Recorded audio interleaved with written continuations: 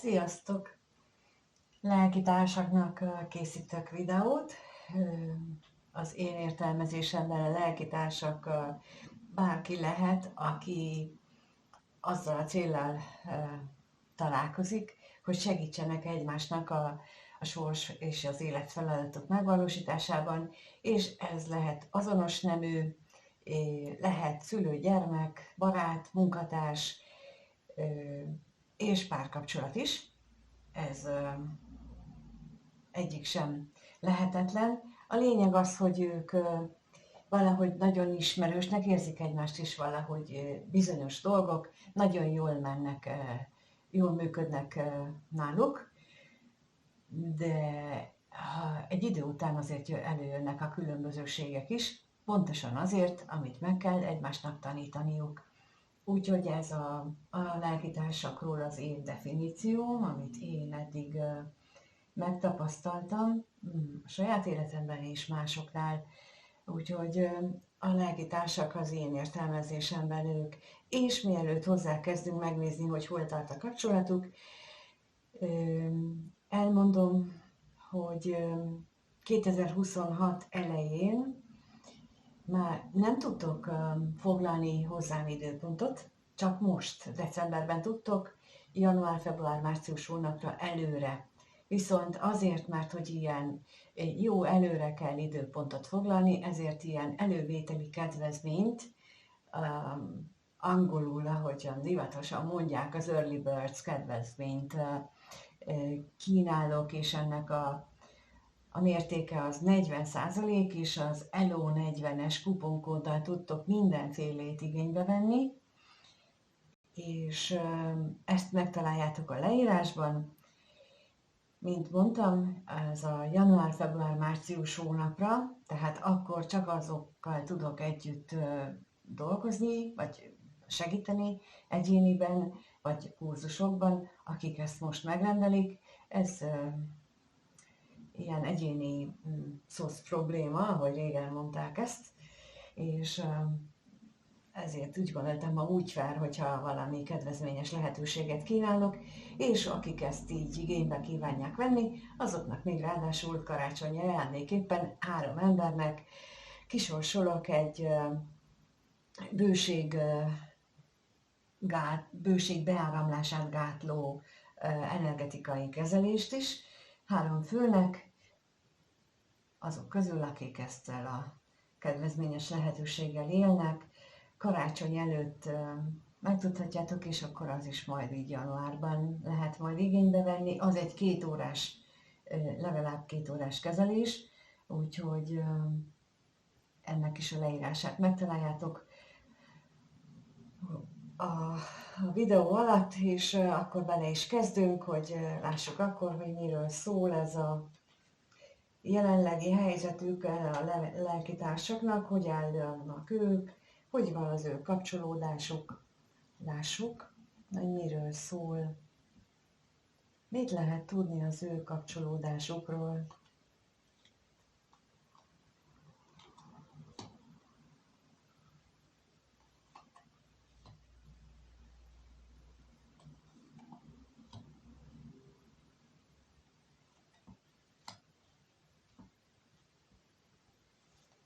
Elképzelhető, hogy néhány esetben itt vagy anyagiakon megy a vita, vagy olyan dolgokon, hogy mit jelent az érték, mi az értékes egyik vagy másik ójuk számára.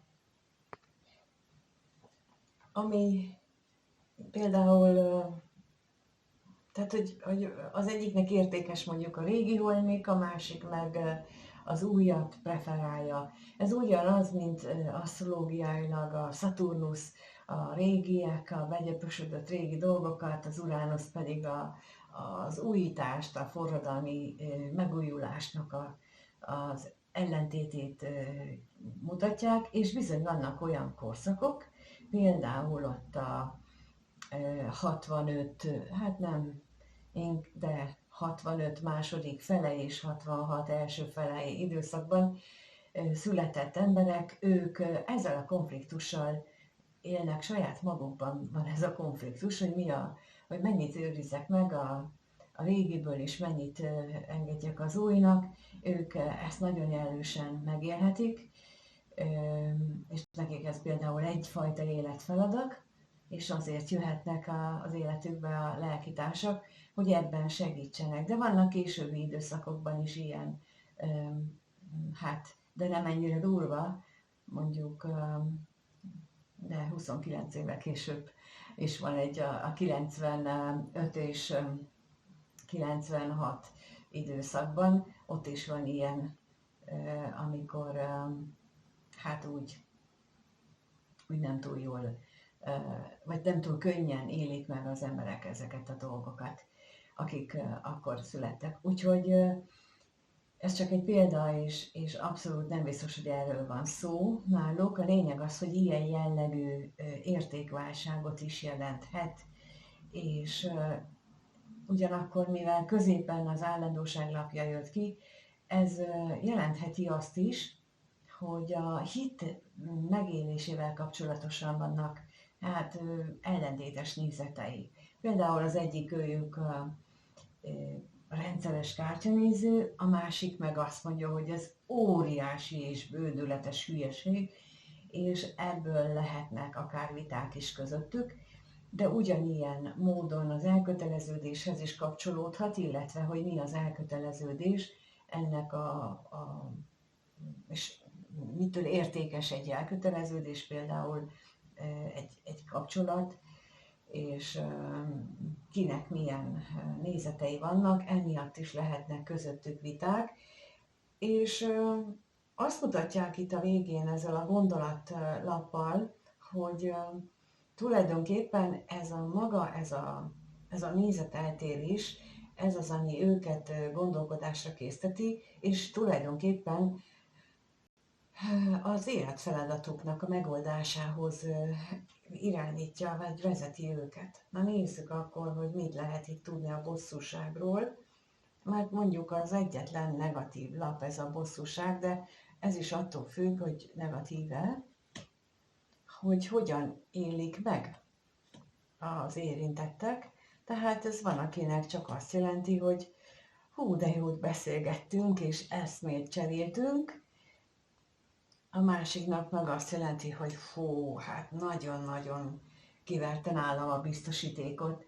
És itt a magyarázó lapokban is ez jött ki, ez az ellentét, vagy ez az ellentétes megnyilvánulás, mert az egyik ők, vagy egyik csoportnál, a nézők egyik csoportjánál ez bizony a pénzügyeknek a felértékelődését, illetve annak a dominanciáját mutatja, a másikaknál pedig arról beszél, hogy az értékes dolgoknak a féltését, annak a elvesztését, azt hogyan élnék meg, és hogy milyen ezzel kapcsolatos vágyaik és reményeik vannak. Tehát itt az a kettőség mutatkozik, amit az előbb mondtam, hogy van, akinél ez könnyedén, mert nem annyira mélyre menő dolog, mert a másikaknál meg nagyon is eltérő. Na nézzük még a gondolatot.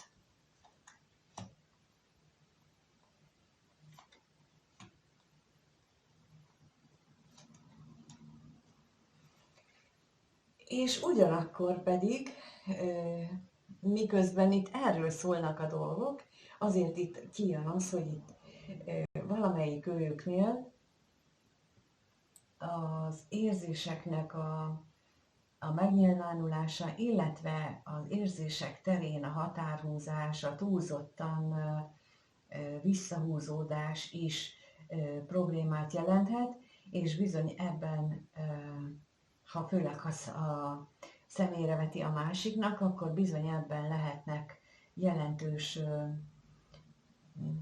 vita alapok, tehát olyan dolgok, amelyek aztán később vitára adnak okot, méghozzá jelentős vitára adnak okot. Megnézhetjük most, vagyis meg is nézzük, hogy ők hogyan gondolnak egymásra, mit gondolnak a másikról, milyen embernek gondolják a másikat. kettőt kérnék szépen. Először a férfi lelkitárs mit gondol a nőről, és a nő mit gondol a férfiről. Nagyon érzékenynek tartja a férfi a nőt, méghozzá olyan tekintetben érzékeny, hogy a szokásait nem szívesen hallja, hogyha azt kritizálják. Lehetséges, hogy vannak sokan, akik úgy élik meg, mármint így a férfi lelkitárs részéről, hogy a nő az túlságosan mereven ragaszkodik az ő szokásrendszeréhez, legyen ez bármi.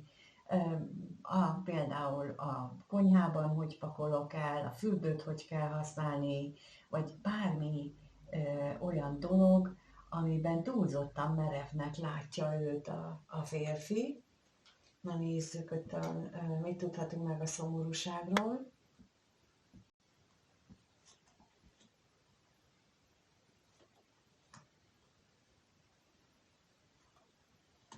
És az örömről, örvendezésről.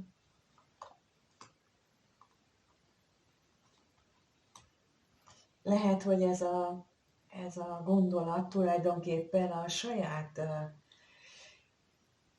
kis hitűségéből ered. És nagyon gyakran erről van szó, amikor egy másik emberben kritizálunk valamit, ott célszerű megvizsgálni, hogy ahhoz nekünk személyes szerint nekünk mi közünk van, mert legtöbbször a mi saját vágyaink, vagy beteljesületlen vágyainkat vetítjük rá, vagy a másik személy azt mutatja meg nekünk, és amikor itt azt mondja, hogy esetleg túlságosan merevek az ő szokásai, az ő elvárásai bizonyos dolgok tekintetében, az lehetséges, hogy a férfinak a saját problémáit vetíti elő, hogy fél attól, hogy ő nem tud ennek megfelelni, hogy fél attól, hogy mit szólna hozzá, hogyha ő ezt másképp csinálná.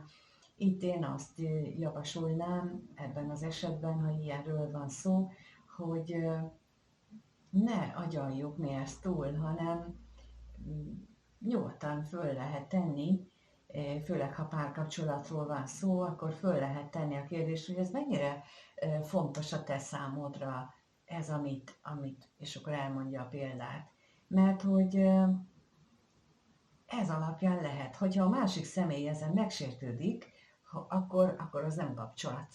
Ugyanis itt ez a lényeg, minden kapcsolatban az a lényeg, hogy meg kell ilyen szinten beszélni mindent előre, hogy ne akkor derüljön ki, hogy amikor összeköltöztek már, hogy mi egyébként teljesen más értékrenden élünk, és össze se tudjuk egyeztetni, mert hát ez számunkra olyan nagyon fontos, hogy még az ő kedvéért sem. És akkor ugye már az is kiderül, hogy az ő kedvéért azért nem, mert hogy nem szeretem eléggé. Akkor valami más van a háttérben, és akkor ez már így messzebbre mutató dolog, ez már bőven önmunka kategóriába viszel bennünket.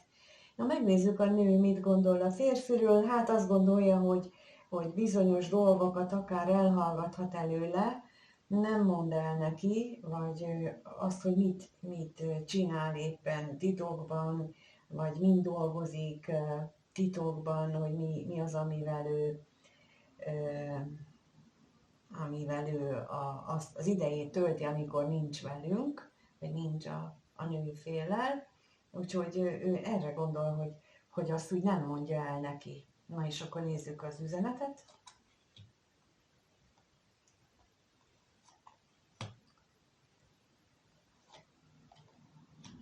És a tolvajt is.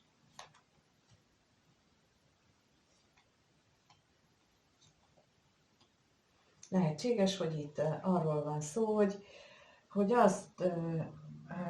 azt hiányolja, hogy az otthoni szokásait, az otthoni, ahol jelenleg a férfi lelkitárs él, hogy azokról a dolgokról nem beszél, vagy minimálisat beszél, vagy egyáltalán el is hallgatja, vagy hogy akár az is, hogy ha megtörtént már, hogy akkor azt mondta, hogy hogy arról nem beszélek, hogy ezt most hagyjál ezzel, tehát hogy lehet, hogy ő ezt sérelmezi, ha akinél volt ilyen, és láthatóan ott vannak olyan dolgok, legalábbis a női lelkitás szerint, ami a múlttal van összefüggésben, és, és őt ez jobban érdekli, mint amennyire beavatja a másik fél. Na nézzük akkor, hogy milyen érzéseik vannak egymás iránt, mit éreznek ők egymás iránt.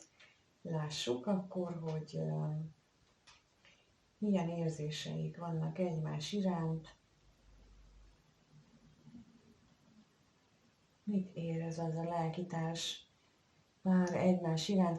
Kettőt kérek először. A férfi mit érez a nő iránt, a férfi mit érez a nő iránt, és a nő a férfi iránt.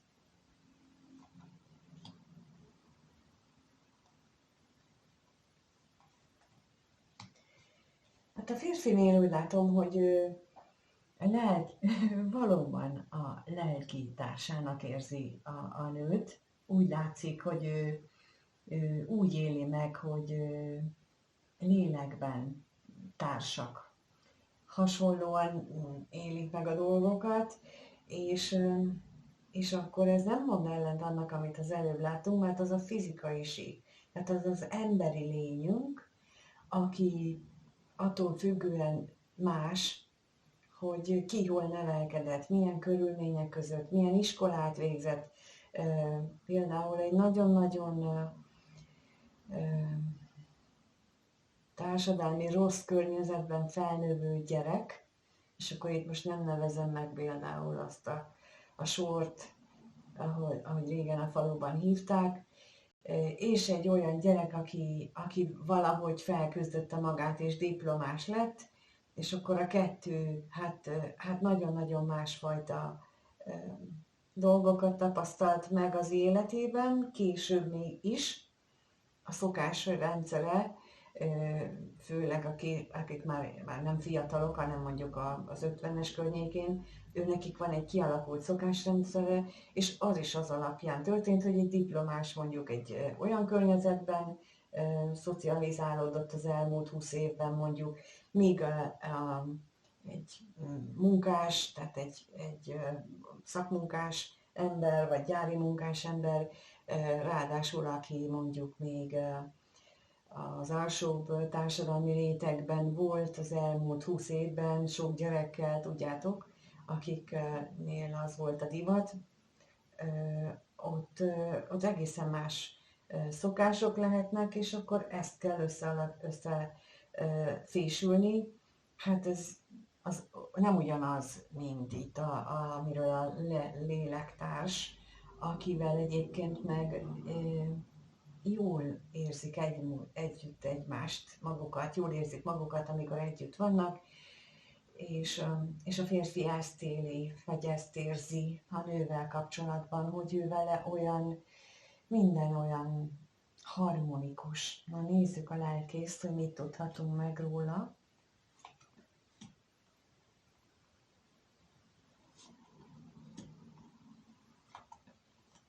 És a özvegyasszonyt.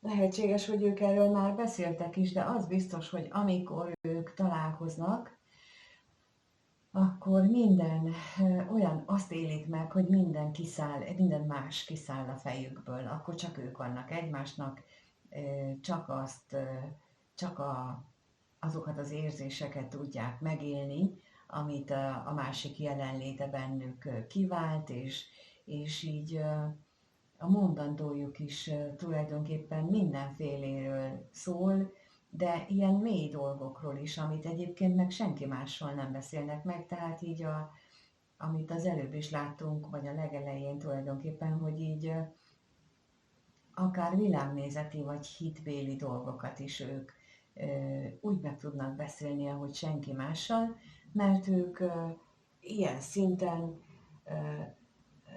élik meg a lelkitárságokat. Legalábbis a férfi így érzi. Na és akkor a női fél részéről meg azt látjuk, hogy ő a férfinál azt érzékeli, hogy, hogy nagyon távol van az ő gyökereitől. És itt most a gyökereket azt is jelentheti, hogy a nő gyökereitől, ugye pont az előbb, amit mondtam, vagy a férfi saját gyökereitől, de az is lehet, hogy például a férfi egyfajta társadalmi osztályba született, de egyébként nagyon kirívó abból, nagyon, nagyon nem olyan gondolatilag, gondolatmintában, mint a nő. Tehát, hogy így ezt is láthatja a nő. És például okáért mondok erre egy olyat, ami sokkal jobban rávilágít. Nagyon sok embernél, akik hozzám fordulnak, nagyon sok mindenkinél tapasztalom azt, hogy ilyen kakukfiók a családjában, és egy teljesen hétköznapi, normál családról beszélek, és bizony azok is megélik ezt a kakukfiókaságot, pontosan abból eredően, hogy ők oda mondjuk így, hogy beszülettek abba a családba, az egy másik lélek családból származó család, emberi család, de ő azért született be abba a családba, mert az a család többi tagja, akik egy lélek családhoz tartoznak, azok képtelenek századok óta akár a saját generációs örökségüket, mintáikat feloldozni, mert újra és újra megerősítik, és azokat a idézőjelesen családi átkokat, ami öröklődik, és hagyományokat nem tudják maguk feloldani, ezért egy beszületett lélek az azért születik oda, hogy ő segítsen ezen a családon. És ebben az esetben olyan, mintha őt kiközösítenék, nagyon sokan élik ezt meg. És azért van ez, hogy ők ilyet vállaltak, hogy ők beszületnek valahova, és ezt a kiközösítési élményt és minden más belső gyermek sérülést ez a család fogja számára megadni, mert hogy az ő lelki fejlődéséhez például erre van szükség. Ezzel is nagyon sokszor találkozok, és nagyon gyakran azt olvasom, hallom másokról, hogy hát ez ártok energia. Hát bizonyos értelemben igen, de nem olyan értelemben, ahogy gondoljuk, hanem sokkal egyszerűbb megoldási lehetőségek is vannak a többségére. Nem azt mondom, hogy egyáltalán nincsen ártok energia, csak amit annak neveznek, annak a nagy része, az nem olyan durva, hogy feloldhatatlan, hanem igenis van rá mód, például a karma oldással, vagy például amit a bőség, amit itt majd karácsonykor kisorsolok, ilyen blokkoldó energetikai kezelésben, ott a bőség beáramlását megakadályozó gátak, azok is egyfajta idézőjelesen átkok családban, vagy meghozott átkok, amit valaki dühében, haragjában, szégyenében, gyűlöletében és tett, vagy mondott a másikra, vagy irítségében, vagy szóval ilyen mindenféle különböző helyzetekben, akik már voltak nálam ilyen energetikai karmaoldó kezelésen, többször is jártak, azok tudják, hogy valami érdekes dolgok indultak el a család többi részében is, mert hogy ez nagyon messzire nyúlnak, de például itt is lehet ilyen a háttérben, hogy ő azt érzi, hogy ő kakukfióka, vagy ő, vagy a másik személy kakukfióka. Na hát ilyenek lehetnek a háttérben, amikor kakukfiókának érezzük magunkat. Megint jól elmentem. Na és akkor nézzük a katonatisztet.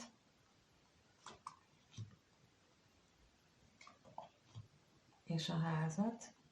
Mert hogy itt ilyesmit érzek, ezt a kakukfióka effektus, de emögött mondom, mindig ilyen van, amit le lehet szinte a legtöbb esetben le lehet szedlegetni, igaz, hogy néha sziszifuszi munkával, de legalábbis nálam, és nagyon sok mindenkinél ez működik. És akkor ez a lélektárs női tagja, meg még ebből úgy is érzi az ő kapufiókaságát, hogy attól fél, hogy emiatt ugye már a családjának hazudnia kellett, hogy valamennyire befogadják és elfogadják, hogy ez a hazugság az majd tovább is megmarad, és ez kettejüknek a kapcsolatát nem segíti majd elő. Nem feltétlenül így lesz, csak azt jelenti, hogy a női fél az így gondolja. Én nem azt érzékelem ebből, illetve nem az szokott lenni, de ő pillanatnyilag ez a legnagyobb félelme, hogy ez a különlegesség, vagy elütés, vagy másféleség, különbözőség, ez ilyen problémát fog okozni, és akkor megnézzük most, hogy hogyan alakul a lelkitársak kapcsolata a következő 1-2 hétben. Ez a kérdés, hogyan alakul a kapcsolatuk a következő 1-2 hétben. Lássuk, hogy hogyan alakul a kapcsolódás.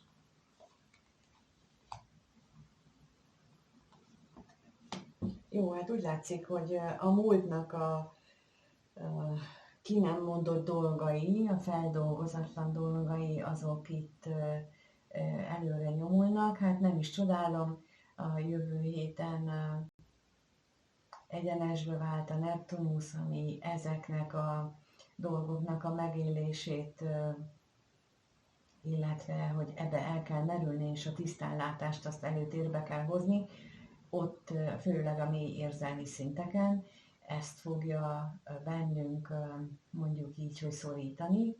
Kiben mennyire, az attól függ, hogy ő benne ez, vagy neki ez az életében mennyire kardinális feladat, de itt az látszik, hogy náluk ez az. Tehát mindenképpen az. És itt vannak a nehezítő körülmények, amelyek bizonyos esetekben dolgok lezárásával, kapcsolatok lezárásával, vagy szokásoknak a megváltoztatásával jár együtt. Tehát, hogy amikor felismerem, hogy például én egy bántalmazó kapcsolatban éltem, vagy élek, akkor ez ugye ennek a felismerésnek a továbbvitelét azért akadályozzák azok a megszokások, berögződések, amik eddig az életemnek elmúlt időszakát jellemezték, és utána a következő időszak, tehát amikor már irányt vált például a Neptunusz, akkor arra ösztönöz, hogy akkor gyerünk. Oké, hogy felismerted, akkor most már dolgozzál rajta. És akiket így keményen érintenek ezek a felismeréseket, nekik ugyanolyan keményen fogja arra serkenteni őket, hogy akkor na induljál már be, és akkor jönnek ezek a nem is tudjuk, hogy milyen, honnan gondolatok, villanások, olyan álmok, amikkel nem tudunk mit kezdeni, az mindennek a hatása. Már megnézzük, hogy mi ez az ellenség itt. Mi ez az ellenség?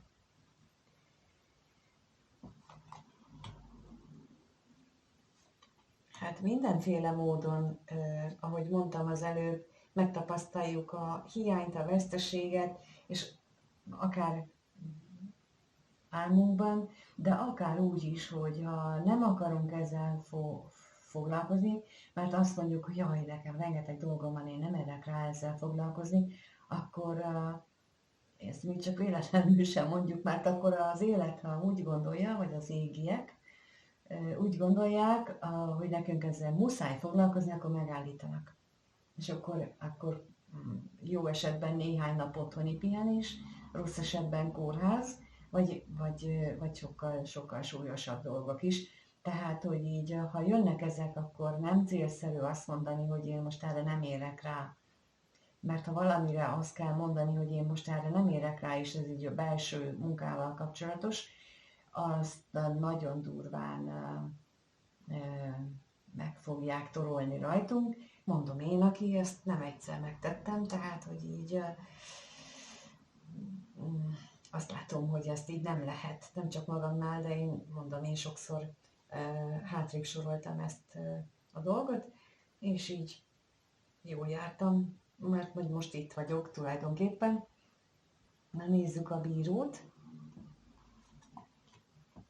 hogy mi ez a lezárás, megszakítás itt a bíróba. Igen, és akkor visszakanyarodtunk, ahogy mivel kezdtük, tehát hogy mi az érték, mit jelentenek az értékek, és félelmek, hogy jaj, ha azt lezárom, jaj, ha azt nem így csinálom, akkor én ott mit fogok veszíteni, és ha meg lehet ezt fordítani, és mindent meg lehet, akkor ne azt nézzük, hogy mit fogok én ott veszíteni, hanem mit nyerek általa.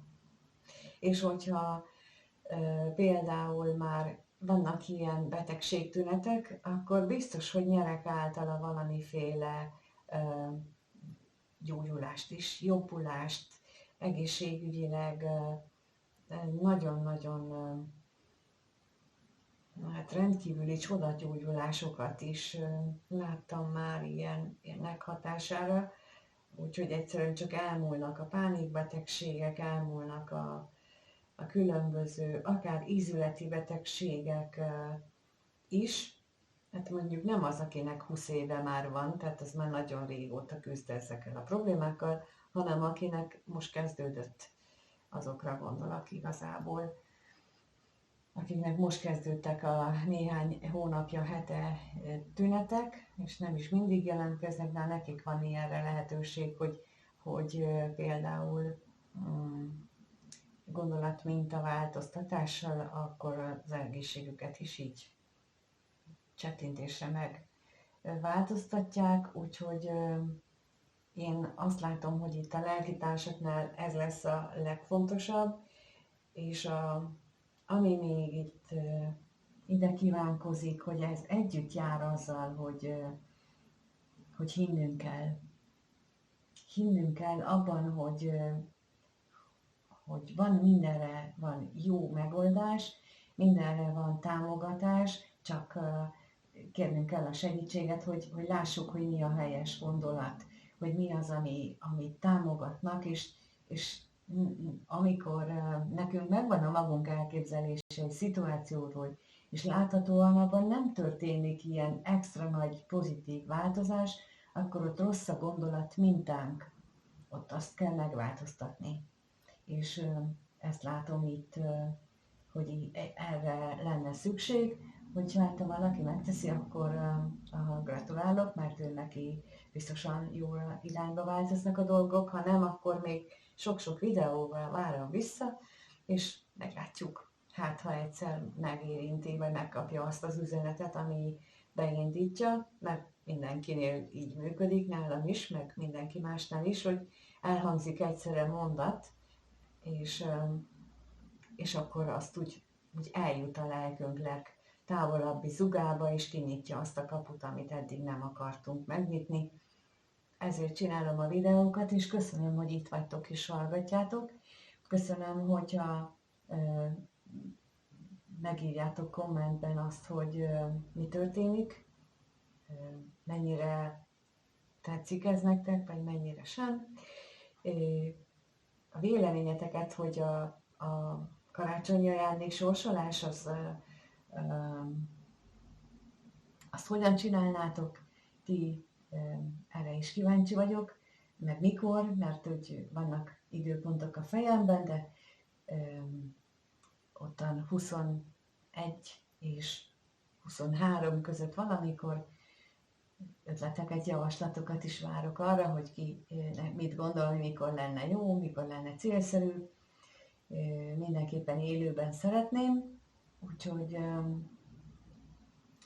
várok oda mindenkit, ötletet, köszönöm a lájkokat, kommenteket, emojikat, és mindenkinek minden jót kívánok. Sziasztok!